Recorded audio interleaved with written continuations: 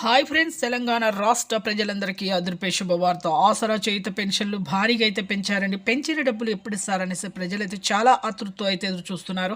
మరి ప్రభుత్వం అయితే కీలక ప్రకటన చేసింది. మరి ఎవరెవరికి ఇవ్వాలి, ఎవరెవరికి రద్దు చేయాలి అనేసి ప్రతి ఒక్కరికి కూడా కొంతమందికి అయితే రద్దు అవుతున్నాయండి. మరి ఎందుకు రద్దు అవుతున్నాయి, మరి పాత వారికా కొత్త వారికా తెలుసుకునే ముందు లైక్ చేయండి, షేర్ చేయండి, సబ్స్క్రైబ్ చేయండి. పక్కన ఉన్న bell icon all symbol button గంట సింబల్ నొక్కితే నేను వేసే లేటెస్ట్ అప్డేట్స్ వీడియోస్ మీ ముందుకైతే వస్తాయి. లేట్ చేయకుండా అయితే వీడియోలకైతే వెళ్ళిపోతాం ఫ్రెండ్స్.